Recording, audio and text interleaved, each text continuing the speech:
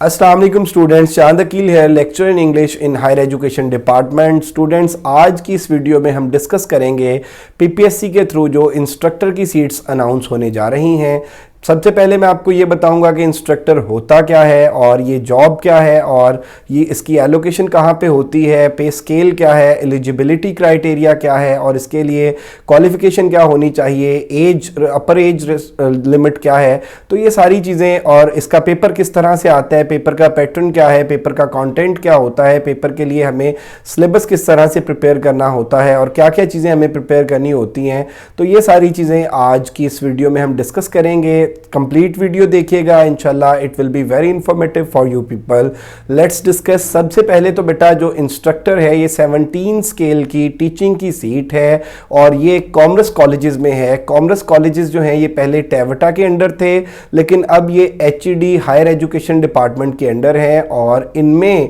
जो डेजिग्नेशन है वो लेक्चरर की बजाय इंस्ट्रक्टर का होता है और 17 स्केल की ये सीट्स हैं और पीपीएससी के थ्रू मेरा बेटा ये अनाउंस हो रही हैं। 100 सीट्स इंग्लिश की जो समरी गई है उसके अकॉर्डिंग इंग्लिश की 100 सीट्स अनाउंस होने जा रही हैं, both for male and female इसमें अप्लाई कर सकते हैं। और इसके लिए मेरा बेटा जो 5 सीट्स हैं वो माइनॉरिटी कोटा की हैं और 3 सीट्स जो हैं वो डिसेबल की हैं और 92 सीट्स जो हैं ये ओपन मेरिट की हैं। अब इसमें देख लें कि जो कॉमर्स कॉलेजेस हैं इनके लिए भी जो रिक्रूटमेंट है, मैंने जैसे कि पहले आपको बताया कि ये टेवटा के अंडर होते थे, अब ये एचईडी के अंडर हैं और इनका भी बेसिक पे स्केल जो है इंस्ट्रक्टर्स का वो 17 है। पीपीएससी के थ्रू ये ऐड मेरा बेटा जल्द मतवक्को है और इसी में मेरा बेटा इसका पीपीएससी एग्ज़ाम लेगा तो इसका जो पैटर्न है वो सेम वही होगा जो लेक्चर इंग्लिश का होता है। सबसे पहले हम क्वालिफिकेशन को डिस्कस करें। एलिजिबिलिटी क्राइटेरिया में तो आपका बीएस इंग्लिश या masters in English 16 years of education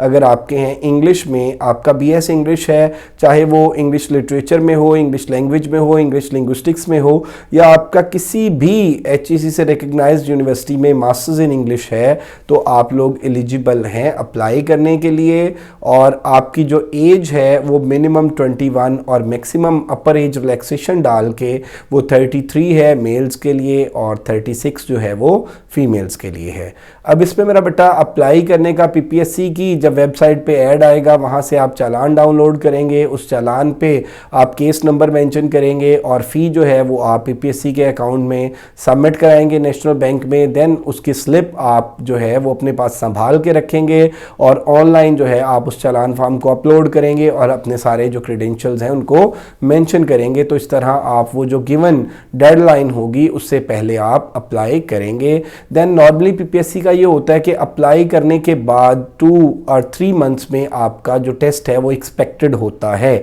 लेकिन थोड़ा सा रिसेंटली पीपीएससी ने क्राइटेरिया चेंज भी किया और उसमें इन्होंने लास्ट टाइम जो है वो स्पेशल एजुकेशन डिपार्टमेंट में एजुकेटर्स की सीट्स थी,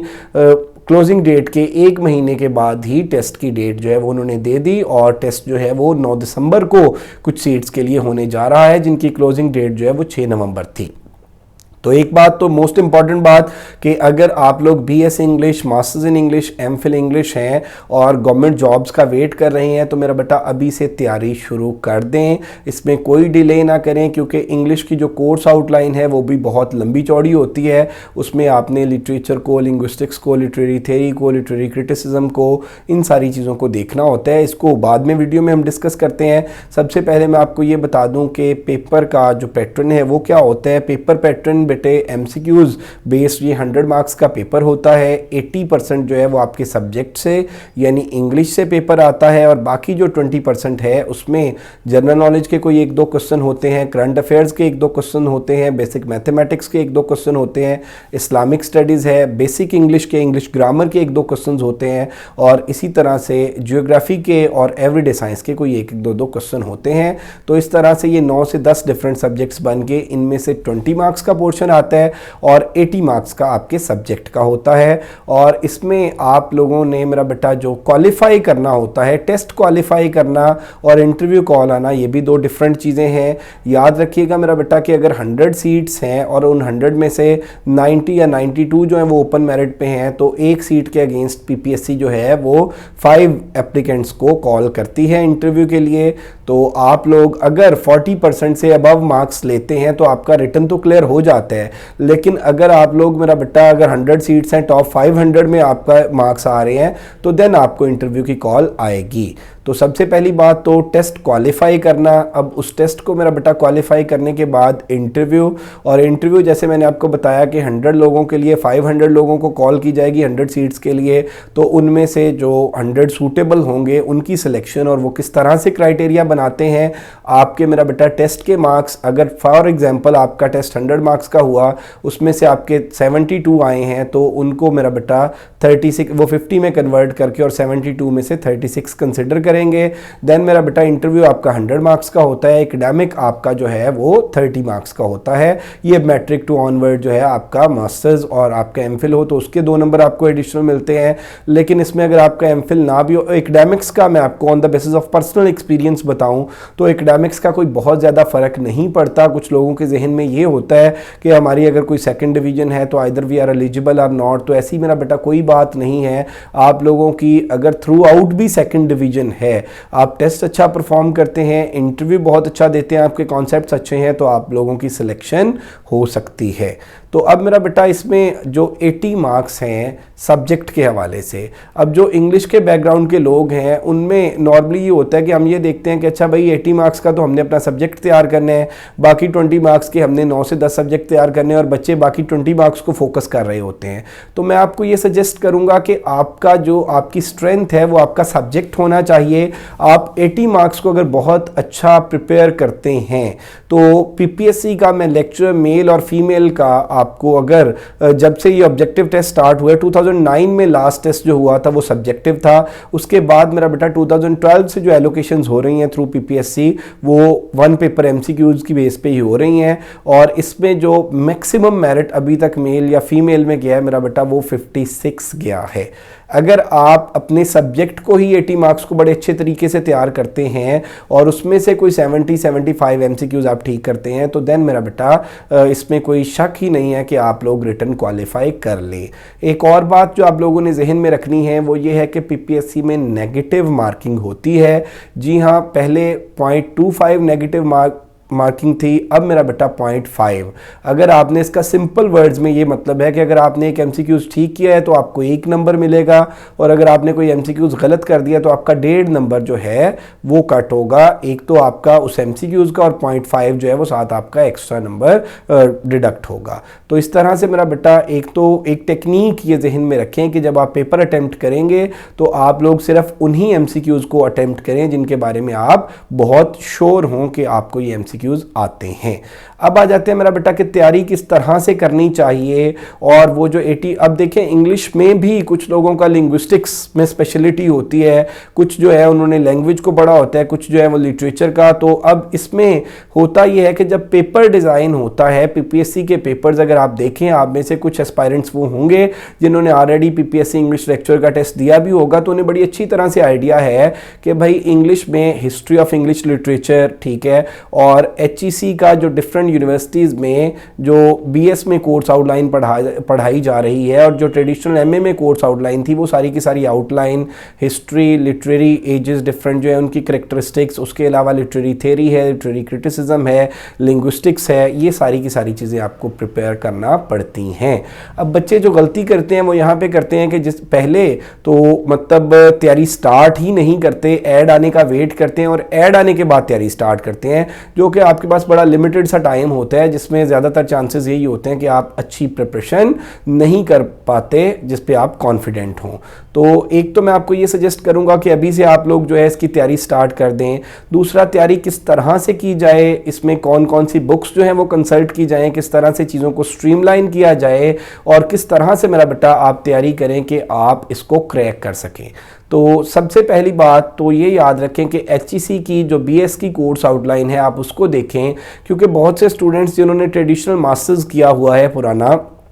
उसमें ये होता है कि साउथ एशियन लिटरेचर नहीं उन्होंने पढ़ा होता, उन्होंने लिंग्विस्टिक्स नहीं पढ़ी होती, उन्होंने वर्ल्ड लिटरेचर इन इंग्लिश नहीं पढ़ा होता, पाकिस्तानी फ़िक्शन नहीं पढ़ा होता, उन्होंने पॉपुलर फ़िक्शन नहीं पढ़ा होता, और इसी तरह से उन्होंने पाकिस्तानी पोइट्री नहीं पढ़ी होती। तो ये सारी चीज़ें अब क्योंकि लिटरेचर के अंदर शामिल हैं और डिफरेंट यूनिवर्सिटीज़ में BS में भी पढ़ाई जा रही हैं, MPhil में भी पढ़ाई जा रही हैं, तो पेपर का अच्छा खासा पोर्शन जो है वो इन एरिया से आता है, इसलिए आपको ये भी साथ प्रिपेयर करने पड़ेंगे। तो एक तो चीज़ ये है कि आप देखें कि चार चीज़ों को आप अगर फोकस कर लें। एक तो history of English literature, history of English literature के लिए मेरा बेटा आप कोई भी अच्छी बुक, माइकल अलेक्जेंडर को आप पढ़ सकते हैं, डेविड डिशेस की हिस्ट्री पढ़ सकते हैं, आप हेनरी हडसन की हिस्ट्री पढ़ सकते हैं, इसके अलावा टी सिंह की हिस्ट्री को आप देख सकते हैं, और सबसे ईजी जो बिगनर्स के लिए है, अगर आपकी मुतालिया की आदत कोई बहुत ज़्यादा नहीं है तो आप BR मलिक को भी देख सकते हैं।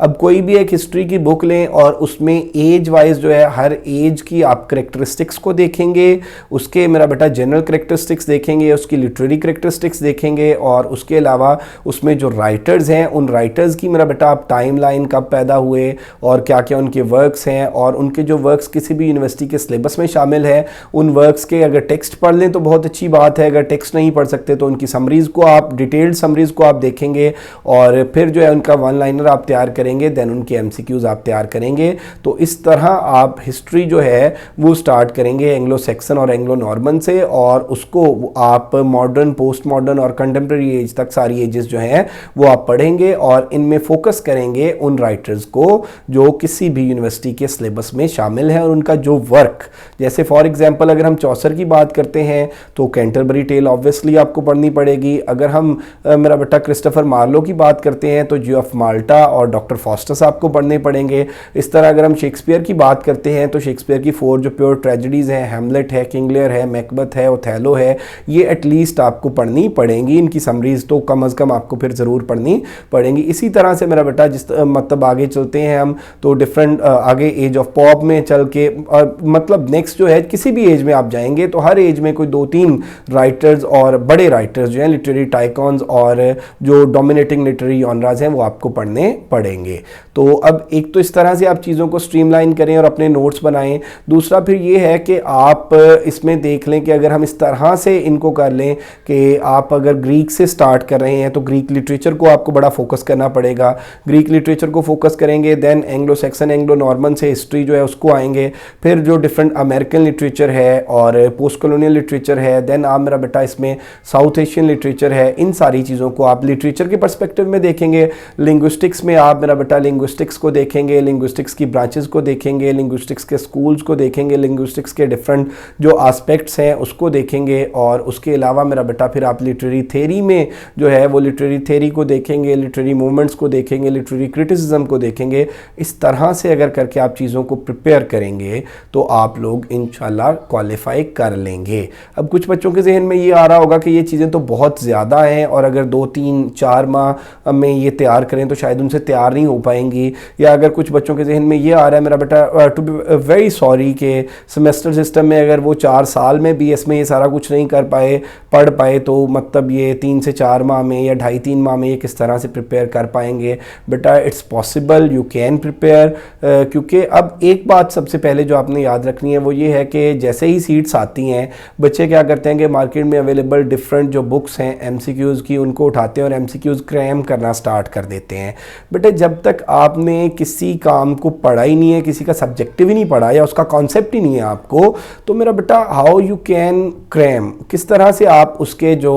MCQs हैं उनको जहन नशीन कर सकते हैं या उनको याद रख सकते हैं। फॉर एग्जांपल एक छोटी सी बात है कि अगर मैं कहूँ कि भाई ओथेलो की आपने चलें टेक्स्ट नहीं पढ़ा, अगर आपने समरी स्टोरी करेक्टर्स भी नहीं पढ़े तो आप ओथेलो के MCQs किस तरह से सॉल्व कर सकते हैं। तो बुनियादी तौर पर मेरा बेटा राइटर की टाइमलाइंस और उनके जो यूनिवर्सिटीज़ में वर्क्स हैं उनकी डिटेल्ड समरीज जो हैं वो एटलीस्ट ज़रूरी हैं। MK प्रिपरेशंस के प्लेटफॉर्म से अल्हम्दुलिल्लाह मैं पिछले 6 ईयर से जो है वो तैयारी करा रहा हूँ PPSC की, FPSC की, SPSC Sindh public service commission की, KPPSC की, खैबर पख्तूनख्वा की, और अल्हम्दुलिल्लाह a lot of students are working as lecture in English. और इसके अलावा जो डिफरेंट डिपार्टमेंट्स में हमारे स्टूडेंट्स हैं, सब्जेक्ट स्पेशलिस्ट एजुकेशन डिपार्टमेंट में SST हैं, EST हैं, वो सिलेक्ट हो चुके हैं। तो बेटे आप स्टूडेंट्स के रिव्यूज़ भी हमारे चैनल पे देख सकते हैं। MK प्रिपरेशंस के नाम से हमारा यूट्यूब चैनल है और इसी नाम से हमारा फेसबुक पेज है। और इसी मंथ में इंशाल्लाह हम जो है वो इंस्ट्रक्टर का सेशन स्टार्ट करने जा रहे हैं,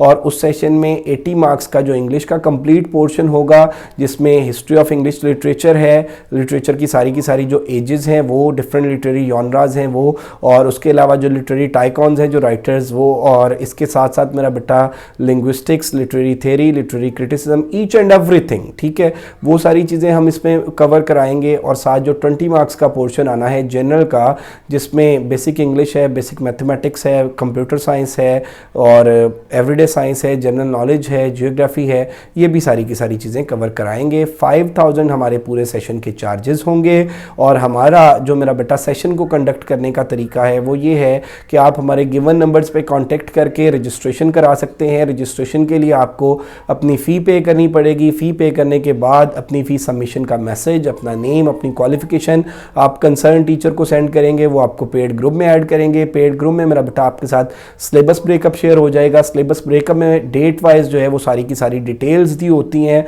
और इसका सारा मेरा बेटा मटेरियल जो है वो सॉफ्ट फॉर्म में हम खुद प्रोवाइड करते हैं। For example,